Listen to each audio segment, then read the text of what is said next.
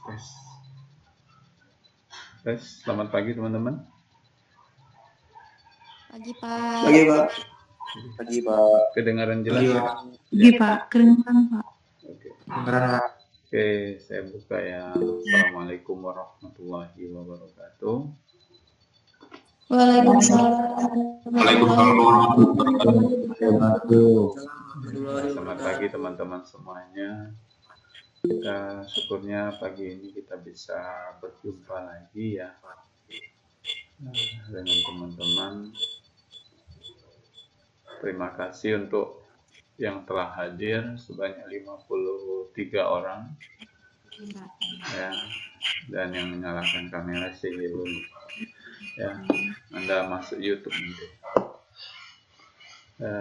Teman-teman, ini minggu ke-6 pertemuan kita. Jadi Pak kemarin sudah share perubahan jadwal kalender akademik ya. Teman-teman, minggu ini siap-siap saja, bukan hanya beberapa mata kuliah, mungkin akan ada ngambil nilai ya, ngambil nilai kuis, ngambil nilai tugas, dan kalau ada pengambilan nilai kerjakan dengan benar ya. Kemudian ya, minggu depan itu kalau teman-teman melihat jadwal tersebut, minggu depan itu adalah minggu UTS, ujian tengah semester. Jadi pertemuan kita dalam semester ini mungkin tidak lengkap 16 pertemuan. Itu berarti 15 pertemuan hanya 15 pertemuan, di mana 15 pertemuan itu termasuk UTS dan UAS ya. Nah, minggu ketujuh besok itu kita akan melaksanakan UTS, ujian tengah semester. Termasuklah kita sudah melaksanakan 2 kali tugas ya untuk mengisi komponen penilaian, dan sebelum UTS kita itu perlu mengisi POM atau perlu mengisi kolom untuk mengisi nilai kuis. Nah, jadi mungkin pagi ini mungkin saya akan jelaskan materi pertemuan 6. Nggak banyak materinya. Saya juga nggak buat video untuk penjelasan materi tersebut. Dan setelah penjelasan materi, nanti kita di waktu yang ada kita akan melanjutkan dengan kuis. Oke? Nggak sulit nggak. Jadi kuisnya mungkin hanya beberapa soal untuk mengisi komponen nilai kuis. Siap ya teman-teman ya? Jadi materinya nanti saya presentasi ya, screen layar.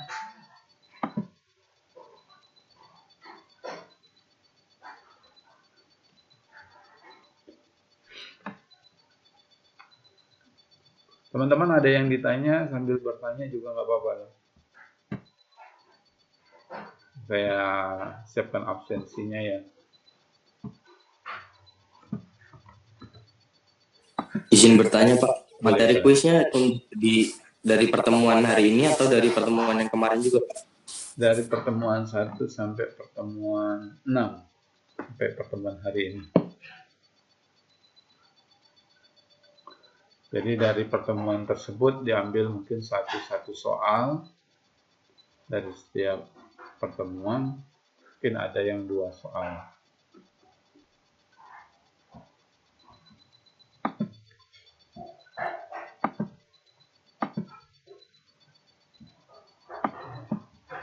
Ada lagi yang ditanya teman-teman?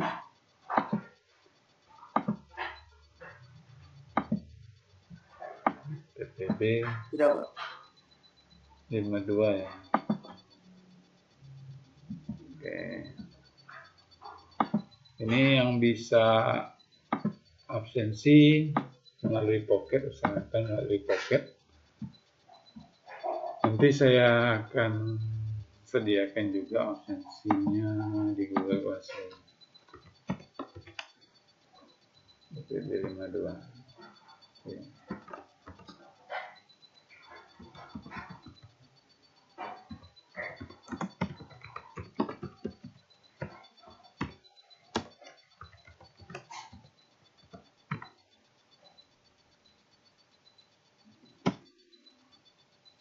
Ya, kurang N ya, pertemuan.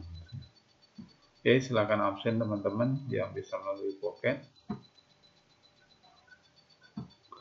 Nah, materinya kita hari ini ya, modulnya sebelumnya sudah saya sediakan. Materi hari ini sustainabilitas teknologi informasi dan komputer. Oke, sebelum masuk materi, teman-teman ada yang ditanya? Bagaimana nih? Sehat semua? Mana yang belum join nih? Alhamdulillah. Alhamdulillah. Dari 83 orang, di kelas ini yang baru join ini sebanyak 64 orang. Nah, atau saya harus chat nih, teman-teman, mana nih yang harus chat. Jadi mungkin saya absensikan manual saja ya, karena asumsinya takutnya ya ada yang tinggal isi absen saja sudah tinggalkan kelas. Jadi suatu saat perlu adanya seperti dadakan kayak gini ya pertemuannya. Jadi nggak perlu isi buat absensi manual. Nanti akhir dari pertemuan ini nanti saya absensikan mana yang hadir ya. Ada yang nggak bisa melalui Pocket? Teman-teman? Ada, Pak. Nah, Saya, nanti Pak. di akhir pertemuan nanti jangan tinggal, saya absensikan manual ya. Oke, ya. Di akhir pertemuan ini, di akhir sesi ini, jadi yang nggak absen, selamat tinggal lah. Ya. Pak, ini tetap absen pakai Pocket ya, Pak? Ya, nanti saya absensikan yang belum bisa ya. Oke. Jadi kita masuk materi, saya jelaskan soal, namun saya juga nggak akan menemani teman-teman sampai lama. Saya percayalah teman-teman bisa mengerjakan kuis ini dengan jujur, dengan mandiri. Ya, teman-teman juga sudah besar lah ya. Terkait kuis, yang diharapkan memang mengerjakan ini mandiri, jujur. Nah, kalau UAS nanti prosedur UTS, ujian tengah semester minggu depan itu belum ada pengumuman resmi. Namun pelaksananya akan daring. Nah, standar operasional untuk UTS minggu depan itu akan diumumkan ya. Apakah wajib menyalakan kamera? Kalau wajib menyalakan kamera itu berarti di mana teman-teman saat nulis jawaban itu diarahkan ke sini. Nah, seperti ini ya. Diarahkan ke lembar jawaban atau arah tangannya.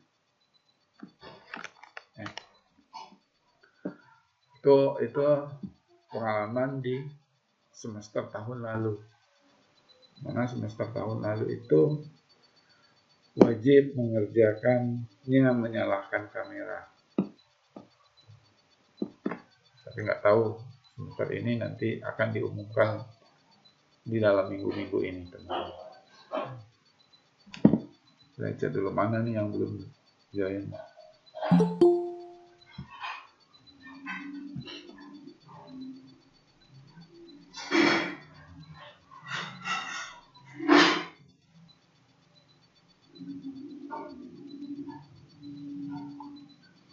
Oke, sudah 72 orang, berarti 10 orang lagi yang belum join. Nanti takutnya setelah kita perkuliahan baru bertanya. Oke, izin off kamera Pak. Oke, boleh, nggak apa-apa. Yang penting teman-teman sudah join. Ini namanya sudah saya catat dan direkam nih. Ini terekam ya namanya. Oke. Pak, Oke, bertanyalah. kita itu kan tanggal 14 udah UTS Pak. Itu kita mekanismenya gimana ya Pak kalau untuk PKS sendiri? Oh ya, ini seperti yang Pak bilang tadi, itu nanti diumumkan bagaimana prosedur UTS-nya nanti. Apakah wajib menyalakan kamera, apakah nanti project, nanti Pak infokan. Ya. Saat ini kami dosen PJ dan para pengampu mata kuliah PKS ini sedang berkoordinasi terkait persiapan untuk UTS. Nah, pelaksanaannya mungkin tidak seperti hari ini ya teman-teman. Pelaksananya itu berbarengan dengan TPB lainnya. Ini menurut jadwal UTS PKS itu akan dilaksanakan tanggal 7 November. 7 November. UTS 7 November. Jadi setelah UTS di mata kuliahnya ya. Mata kuliah lainnya. Nanti diinfokan teman-teman ya. Terkait UTS, apakah minggu depan itu sudah UTS atau belum? Kalau di sini masih diskusi nih terkait pelaksanaan UTS, nanti diinfokan ya. Tapi minggu ini kita akan masuk materi minggu ke-6 dan kuis ya. Kuisnya terbatas sampai sustainabilitas teknologi informasi. Ada lagi yang ditanya teman-teman?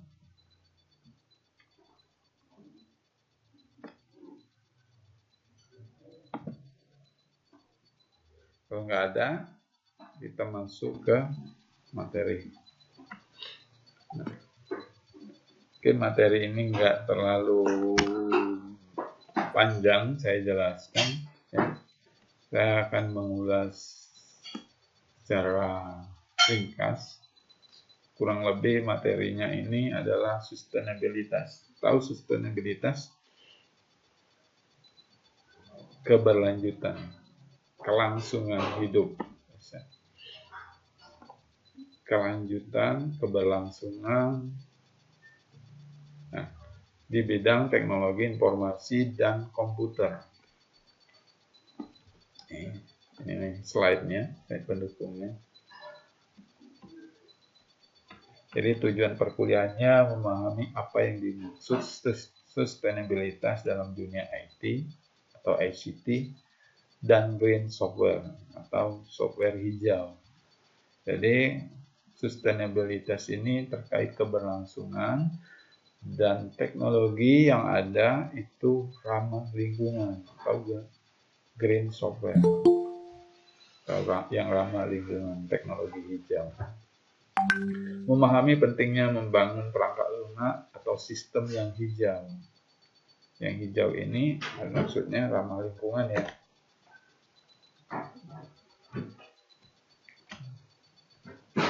Kontennya sustainabilitas secara umum, sustainabilitas di bidang IT atau ICT.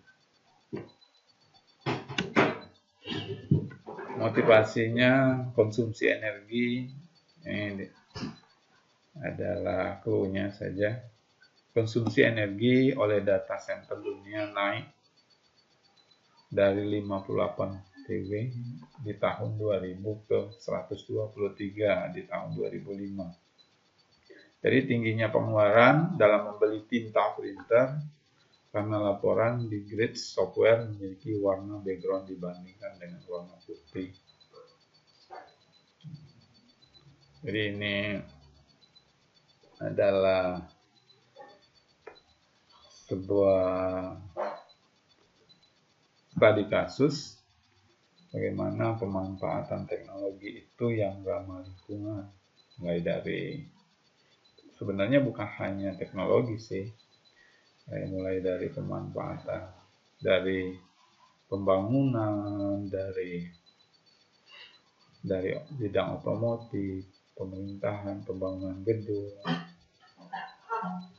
Karena untuk keberlanjutan hidup generasi yang akan datang.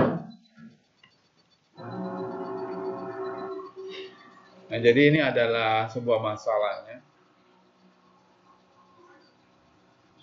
Sorry, ada noise ya.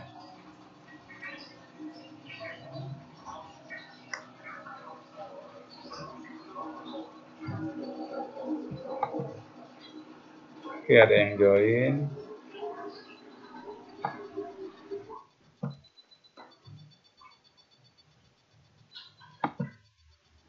Bu, diam dulu kamu.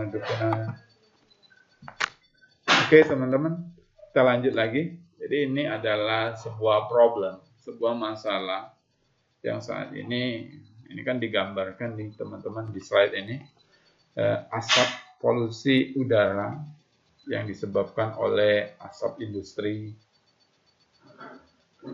asap kendaraan bermotor, mobil di lingkungan yang padat. Ini adalah sebuah masalah.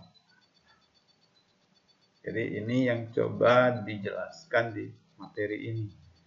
Bagaimana kita mempersiapkan teknologi itu yang ramah lingkungan agar tidak merusak alam lingkungan kita untuk generasi yang akan datang.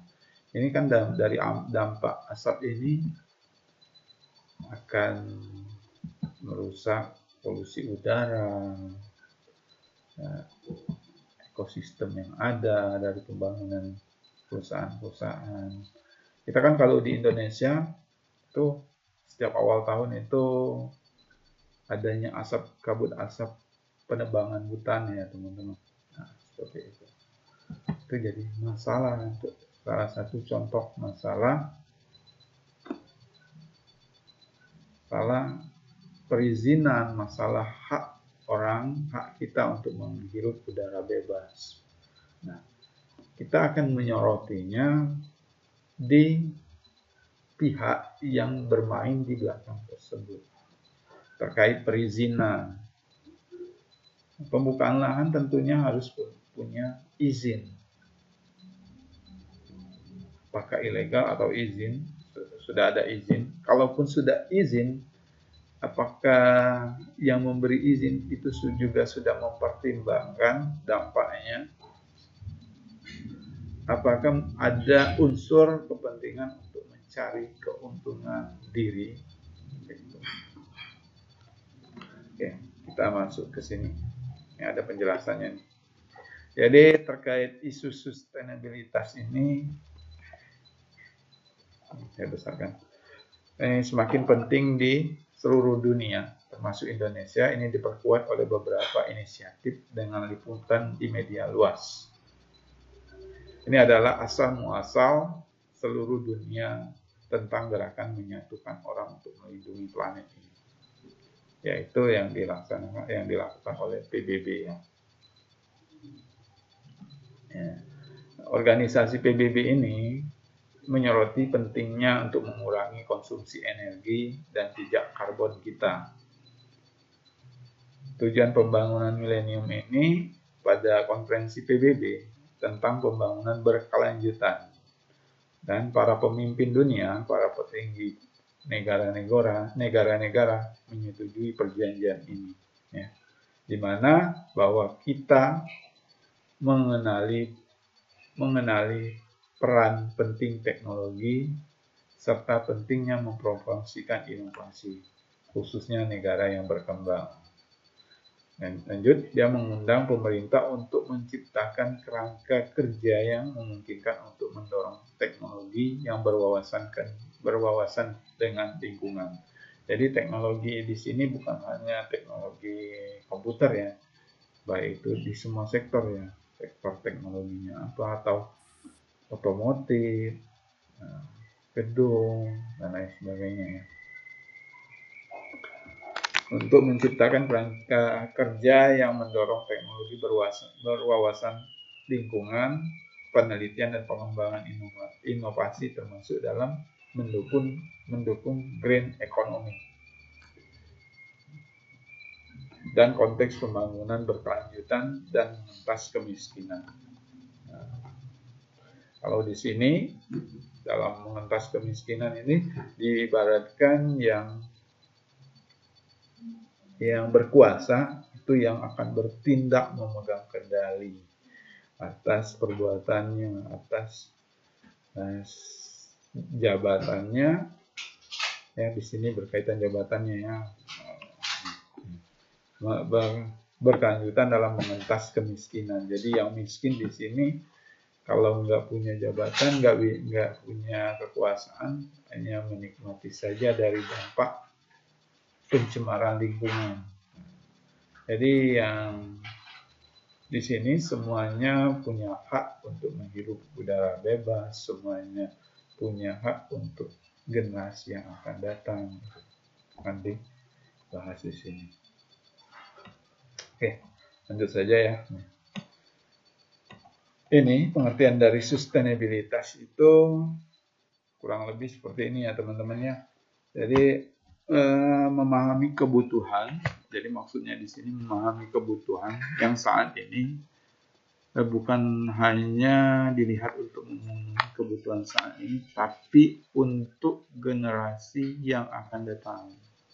Jadi dalam memenuhi kebutuhan saat ini tanpa mengorbankan generasi yang akan datang, maksudnya dalam memenuhi kebutuhan saat ini.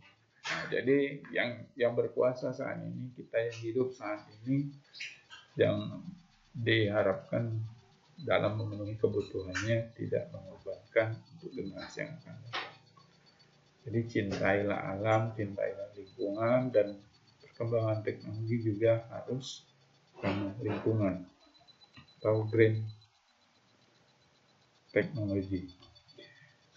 Kurang lebih seperti ini dalam definisi pembangunan kita, yaitu sustainabilitas pembangunan yang memenuhi kebutuhan manusia tanpa membahayakan generasi yang akan datang.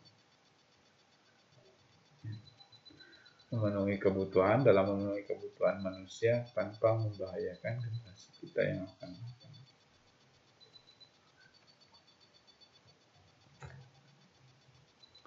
Ini lanjut ke praktisi sustainability. Selalu memperhatikan dampak. Kita itu ini hasil dari praktisi keberlanjutan ini, memperhatikan dampak dari setiap keputusan yang diambil terhadap lingkungan sosial dan budaya.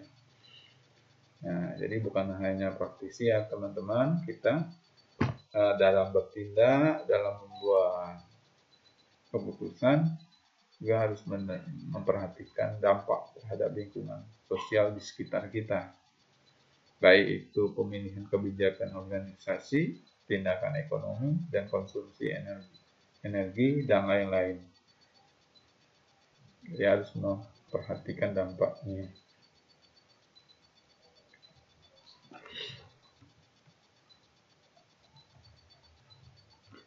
Oke, lanjut ke ini adalah elemen sustainabilitas, yaitu sosial, ekonomi, dan lingkungan. Environmental sustainability. Terdapat 3 elemen penting yang terlibat dalam sustainabilitas, itu yang dikenal dengan triple concept. Ini konsepnya, di mana konsep tersebut harus memperhatikan orang, planet atau bumi kita, dan keuntungan. Biasanya seorang dalam mengambil keputusan itu kurangnya memperhatikan orang di sekitarnya. Jadi di sini dijelaskan praktis. Jadi dalam mengambil tindakan, praktiknya sering tidak adil. Praktiknya harus adil. Jadi kebalikannya ya maksudnya. Praktik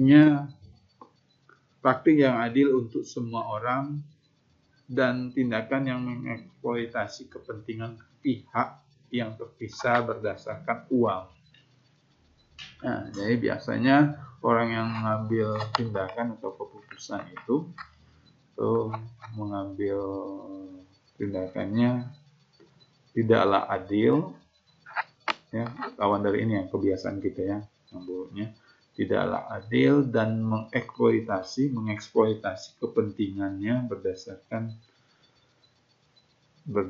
status uang, status dan kebutuhannya.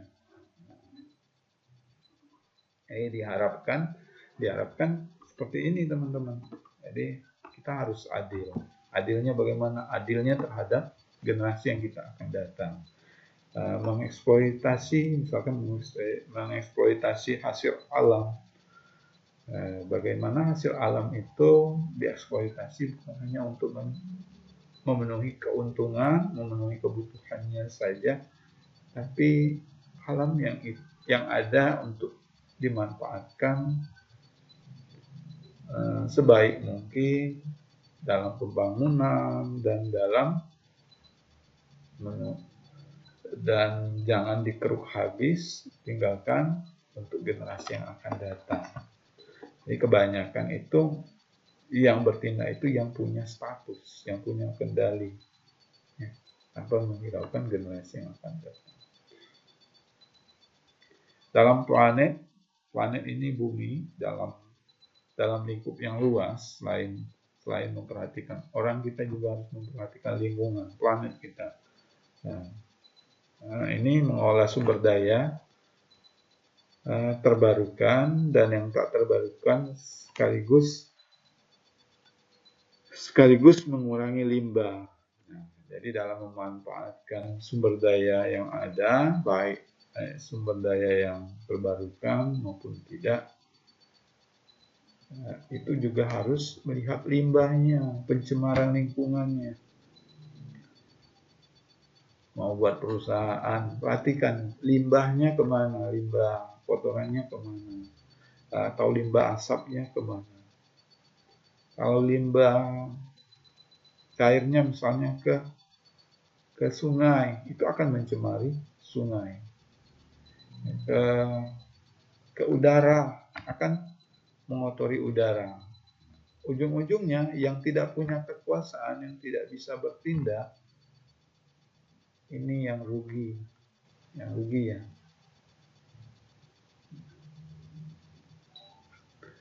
Kemudian keuntungan, selain dari memperhatikan orang di sekelilingnya, memperhatikan lingkungannya, juga keuntungan. Jadi keuntungannya di sini manfaatkan fasilitas yang dinikmati oleh masyarakat, mayoritas masyarakat. Jadi keuntungan yang didapat itu diharapkan bukan hanya untuk memperkaya diri, tapi untuk masyarakat umum. Nah, contohnya hasil alam di mana? Di Riau, di Sumatera misalkan di Sumatera Selatan, hasil buminya kaya, harusnya untuk pembangunan masyarakat agar dinikmati masyarakat bersama. Jadi bukan hanya mencari keuntungan semata ya, tapi dimanfaatkan untuk mayoritas masyarakat secara umum. Contohnya provinsi Papua tersebut, mestinya provinsi tersebut harusnya kaya ya teman-teman. Jadi saya tidak menyoroti siapa yang ada di balik tersebut. Di Papua itu kan adanya Freeport ya, hasil alamnya dikeruk asing. Tapi provinsinya tertinggal punya pendidikannya. Cenderung kalau kita bicara tentang provinsi tersebut agak di bawah lah ya misalnya. Harusnya provinsi tersebut kaya, harusnya lebih maju dalam pemanfaatan teknologi. Jadi perlunya perhatian, elemen penting yang harus terlibat, yang harus ditekankan dalam pemanfaatan sumber daya yang ada dengan teknologi yang ada, dengan memperhatikan orang, bukan hanya harus adil. Adilnya di sini adil dengan generasi yang akan datang, bukan hanya mencari uang, semata, bukan hanya Anda punya status, kekuasaan, tetapi pertumbuhan atau pertumbuhan di sini adalah untuk melihat, untuk mempersiapkan untuk generasi yang akan datang. Perhatikan lingkungan, dampak dari lingkungan di sekitar, limbahnya, dan keuntungannya harus dimanfaatkan untuk kepentingan masyarakat banyak secara sosial. Ini enggak jelasnya. Ini sama ya, ini beberapa uraiannya. Ya. Ini di bidang sektor-sektornya. Nah, teman-teman bisa baca di sini. Gap institusi dalam pembangunan yang berkelanjutan. Nah, gap ini adalah kendala dari institusi dalam pembangunan yang berkelanjutan. Dalam pengambilan keputusan yang tidak terintegrasi. Nah, pemanfaatan sumber daya, misalkan, atau dalam pengambilan keputusan itu mandatnya terbatas. Misalkan soal perizinan pembukaan lahan. Kurangnya tidak terintegrasi di sini dengan pihak-pihak yang terkait. Jadi mungkin diberi izin dan yang memberi izin juga tidak juga berkoordinasi dengan pihak-pihak lainnya. Jadi mandatnya ini terbatas.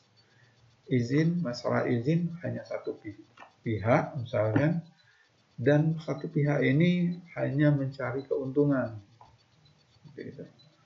Dalam pengambilan keputusan yang tidak terintegrasi, jadi tidak memperhatikan dari posisi yang lebih luas. Mandat yang terbatas, hukum yang rigid, jadi hukum yang gimana ya caranya? Hukum yang tidak berjalan atau yang tidak konsisten, dan dalam pengambilan keputusan ini, karena ya di sini yang bicara, yang biasanya yang ambil keputusan ini yang punya status, yang punya jabatan. Nah, yang punya jabatan ini sering tidak memperhatikan untuk generasi yang akan datang, cenderung untuk memperkaya diri. Baik dia memberikan izin, itu dia tidak memperlihatkan untuk generasi yang akan datang atau dampak yang ada. Ya, teman-teman lama kan dahulu itu mungkin teman-teman juga merasakan bahwa beberapa tahun, setiap awal tahun biasanya itu asap kabut itu di provinsi kita banyak asap yang mencemari udara kita. Jadi di sana itu adalah pembukaan lahan yang apakah dari sisi tidak ada izin maupun yang sudah mendapatkan izin. Kenapa di setiap tahunnya selalu seperti itu? Nah, ini penyebabnya, mandatnya terbatas. Dalam pengambilan keputusan itu sebelah pihak, tidak berintegrasi dengan pihak yang lain. Hukum yang tidak berjalan karena ada yang melindungi. Ya. Dan kurangnya komunikasi dan koordinasi. Kurangnya komunikasi dan koordinasi di sini agar semuanya diam dan tidak diteruskan karena untuk memperkaya diri. Bisa dari situ. Lanjut ke kurangnya akuntabilitas. Jadi akuntabilitas ini integritas dari yang memiliki kepentingan. Tidak ada lembaga,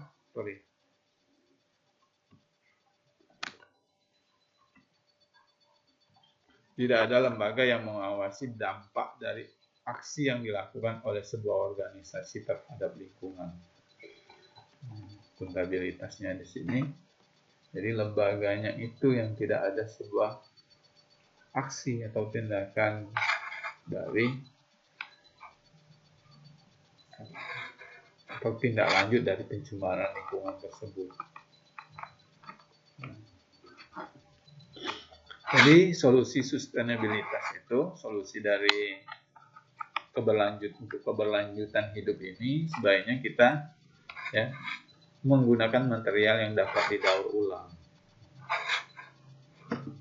Dapat didaur ulang, misalkan gunakan yang ada 3R, reuse, reduce, dan recycle. Jadi ini pola hidup kita itu manfaatkan yang ada, ya.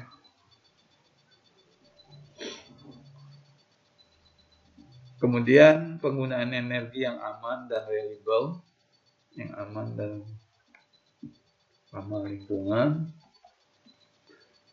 konservasi dan penggunaan energi yang dapat diperbarui, pola hidup sehat, demi keberlanjutan hidup ya, demi keberlanjutan sustainabilitas kan keberlanjutan ya. Pola hidup sehat, kenapa pola hidup sehat? Jadi kepedulian kita terhadap diri kita itu mempengaruhi kita di masa yang akan datang. Ya teman-teman. Jadi teman-teman, misalkan seorang perokok itu sudah tahu dampaknya terhadap dirinya. Rokok menyebabkan kanker, serangan jantung, dan sebagainya.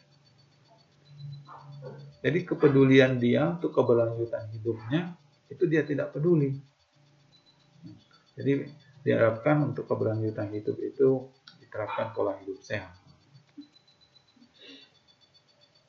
Kemudian untuk keberlanjutan solusi dari sustainabilitas berikutnya adalah komunikasi dan koordinasi. Dalam membuat keputusan tentunya harus berkoordinasi, walaupun kita memegang kendali, bisa membuat keputusan, tapi harus memperhatikan dampak yang luas, berkomunikasi dengan pihak-pihak yang terkait. Pengembangan intelektual dan spiritual. Jadi intelek ini orang yang berilmu, tentunya biasanya orang yang berilmu dan berakhlak, yang berspiritual, keagamaan, terkait keagamaan. Dan ini punya solusi dari permasalahannya. Katakan orang yang berilmu itu bukan hanya bisa menyelesaikan permasalahan, tapi punya solusi dari permasalahan yang ada. Itu baru dikatakan intelek. Seorang intelek itu bukan hanya cerdas untuk dirinya sendiri. Ya. Kemudian spiritual ini kalau orang yang beragama, dia selalu dilandasi dengan rasa takut akan Zat yang Maha Kuasa dalam membuat keputusan. Kita orang yang taat beribadah, apapun agamanya, tentunya berbuat baik kepada sesama manusia itu hal yang diajarkan ya. Dan dalam bertindak tentunya takut akan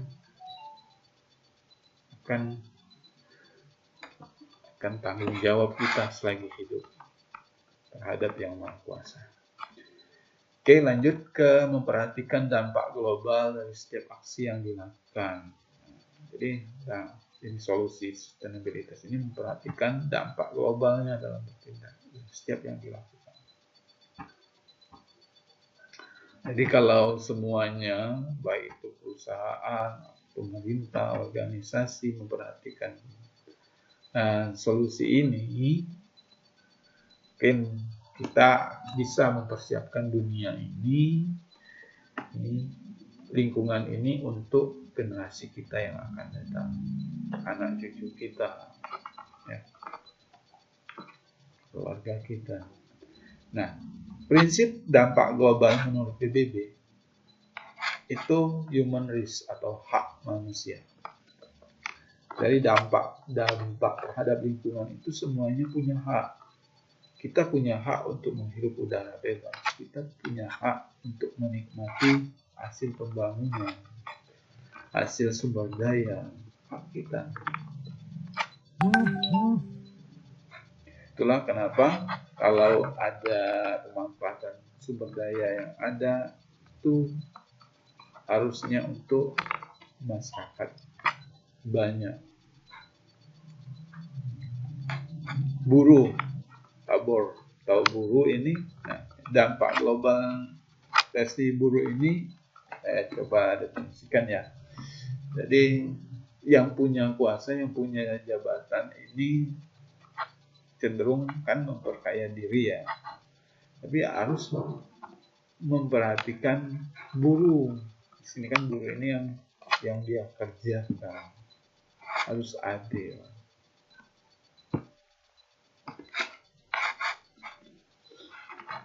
Karena seorang buruh itu juga punya keluarga. Harus adil. Kemudian dampaknya terhadap global, prinsip globalnya lingkungan.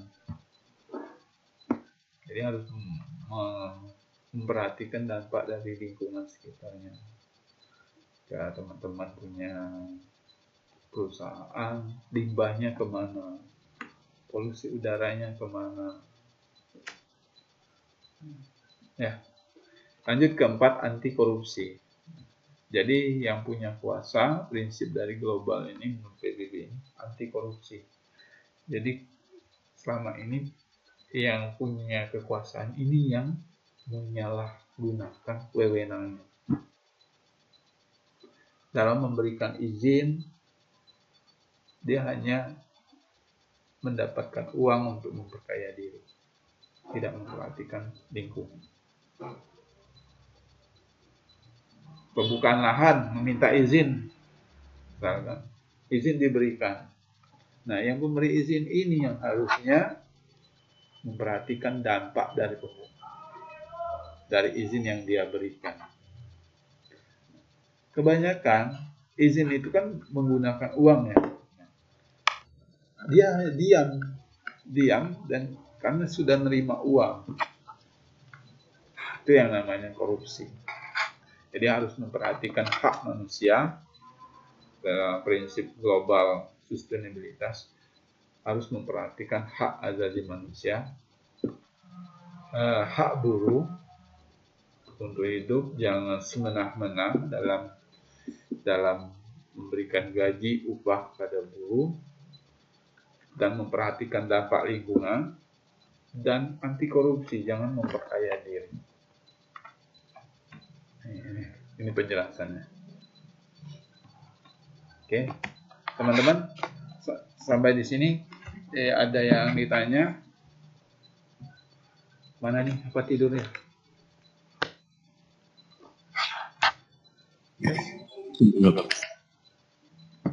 Jadi pembahasan kita ini bagaimana teman-teman nantinya punya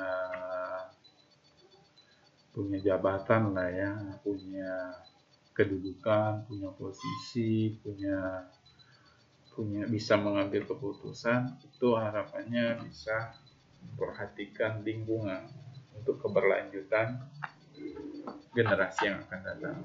Ini di bidang otomotif. Nah, misalkan di bidang otomotif ini bukan hanya melihat dari kemajuan otomotif saja, mobil yang mewah, tapi bagaimana mobil yang banyak ini juga semakin banyak perkembangannya mobil, makin banyak itu bagaimana polusi udaranya. Apakah mobil ini menghasilkan ramah lingkungan? Apakah banyak asap yang dikeluarkan? Ini harus diperhatikan di semua sektor. Pembangunan gedung yang besar-besar itu dilihat juga di sebuah kota. Di sebuah kota gedungnya mewah. Oke lah, provinsi tersebut maju, kota tersebut maju. Tapi adakah serapan untuk jika hujan, kemana air akan mengalir? Jadi adanya lingkungan atau kawasan hijau di kota tersebut. Ini lingkungan hijau itu yang akan menyerap air bila hujan atau sebagai tempat untuk menghirup udara bebas, udara yang lebih segar. Kalau semua kota itu tidak ada wilayah hijau, dibangun sebuah gedung, di mana lagi kita dapat menghirup udara yang segar. Gedung-gedung tentunya akan banyak dilewati oleh kendaraan-kendaraan, dan kendaraan-kendaraan punya polusi udara. Ini contoh yang di sini, yang di sebelahnya, ini pembangunan jalannya. Nah, dari pemanfaatan lingkungan, sumber daya yang ada harusnya dimanfaatkan untuk masyarakat luas, bukan hanya memperkaya diri. Hasil sumber daya alam yang ada di provinsi atau di kota tersebut harusnya untuk pembangunan provinsi tersebut, dan provinsi tersebut harusnya maju.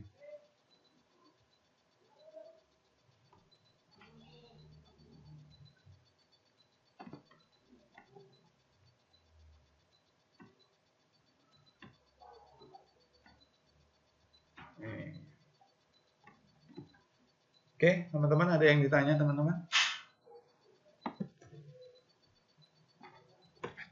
Enggak, lebih berat ya katanya. Tapi bukan ngarang bebas, tapi sebenarnya itulah yang terjadi di kita saat ini. Kenapa sih setiap tahun kita itu selalu masalahnya asap? Jadi dilihat dari orang yang punya kepentingan. Jadi teman-teman yang punya solusi, misalkan dari kendaraan itu kan, misalkan kalau di negara yang maju 5 tahun itu sudah ganti kendaraan. Misalkan. Karena makin tua itu kendaraan, makin banyak polusinya kendaraan. Tapi kalau di negara kita, makin tua makin anti.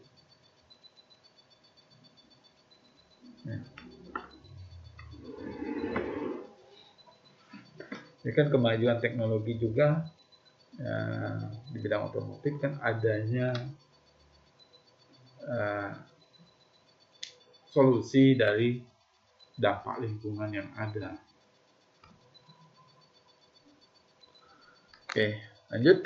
Teman-teman, ada yang ditanya, teman-teman?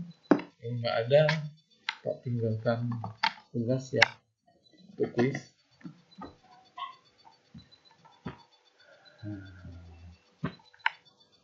Oke. Ini kuisnya.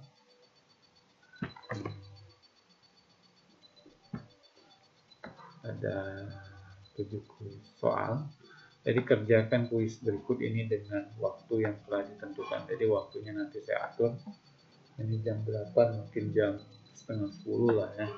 Nah, pada hari Selasa ini saya itu.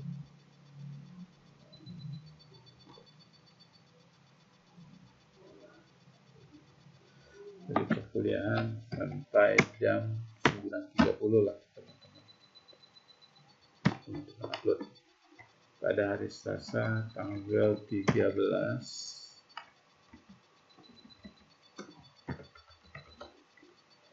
Nah, kemudian tulis format filenya, kuis 1, name, nama, dan TPB. Formatnya PDF. Formatnya PDF, aku tulis tangan. Kenapa saya tulis tangan yang rapi? Harapannya bisa dibaca. Kenapa tulis tangan yang rapi? Agar bisa dibaca, dan saat teman-teman menulis itu teman-teman akan membaca dahulu pertanyaan, jawaban minimal 2 kali teman-teman pasti membaca. Saat menjawab dan saat menulis. Kalau saya buatkan bentuk UT bisa saja, tapi akan lebih banyak yang jawabannya dari internet.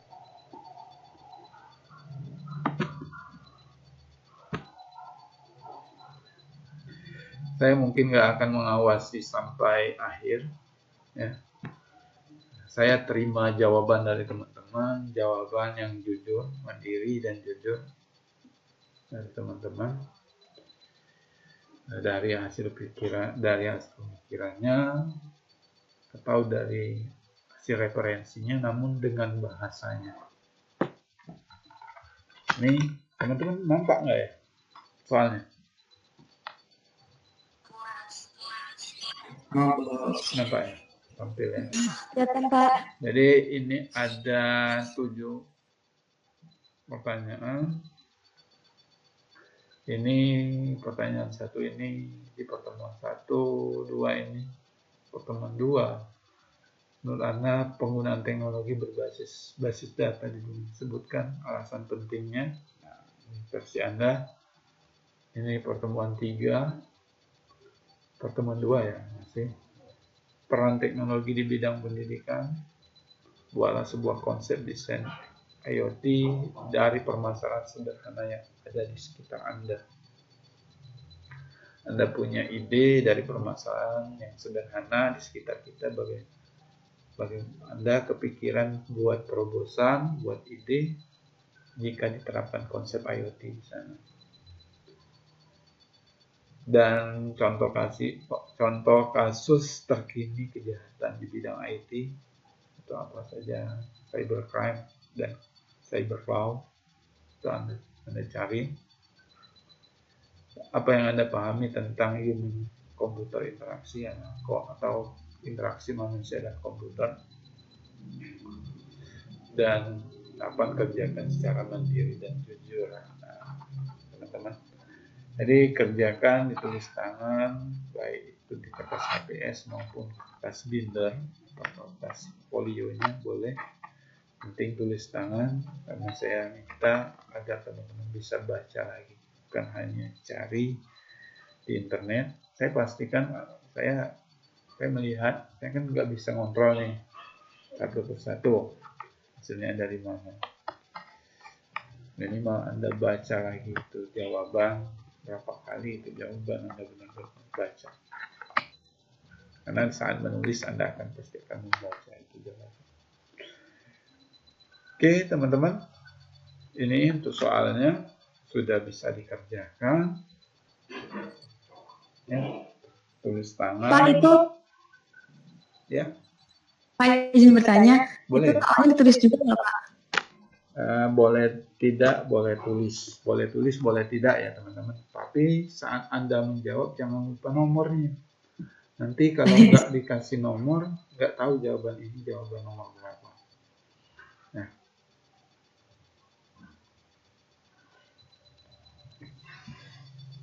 jadi waktu pengerjaannya mulai dari sekarang.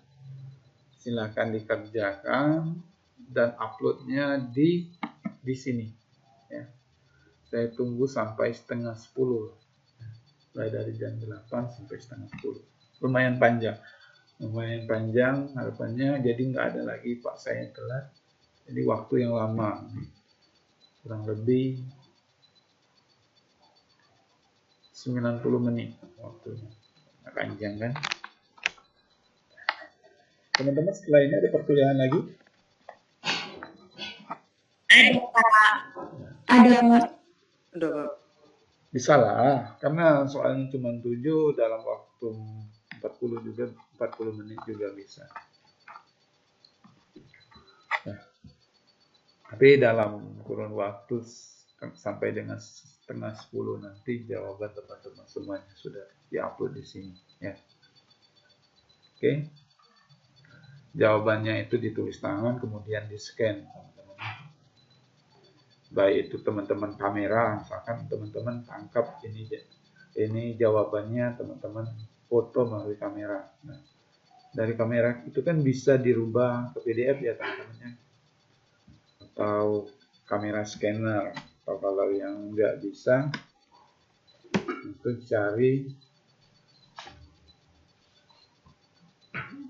JPG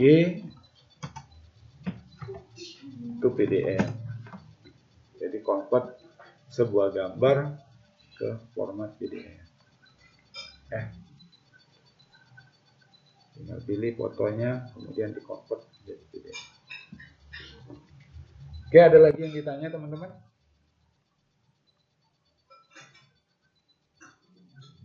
Baik, ada yang ditanya? Cukup, Pak. Cukup. Nah, ini sudah banyak nih yang join, sudah 80 orang. Nah, kan banyak. Oke, kalau begitu, kalau sudah 80 orang, saya siapkan. Banyak nggak yang belum absen?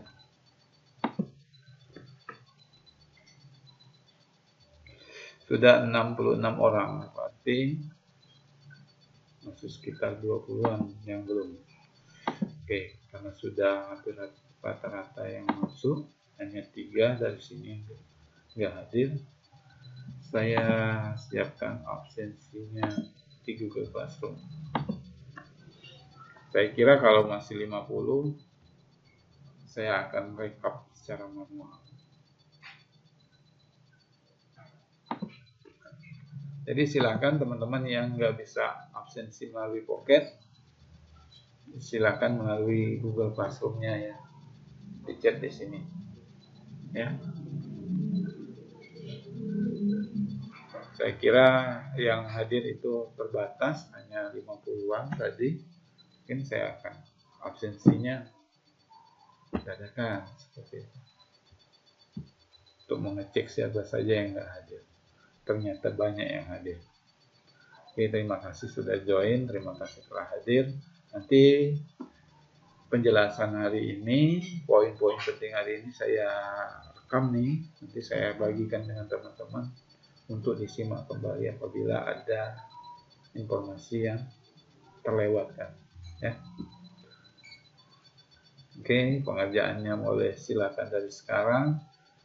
Jadi pengerjaannya teman-teman misalkan setengah 8 ini, setengah 9 ini sudah mau upload, nggak apa-apa, nggak mesti harus waktu yang habis.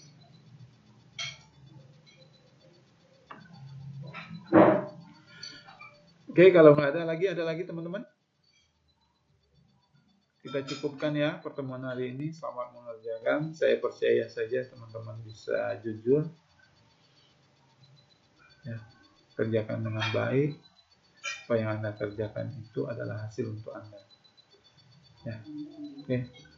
Terima kasih untuk perkuliahan hari ini. Sehat terus, sampai berjumpa di minggu depan ya. Saya akhiri pertemuan hari ini. Assalamualaikum warahmatullahi wabarakatuh.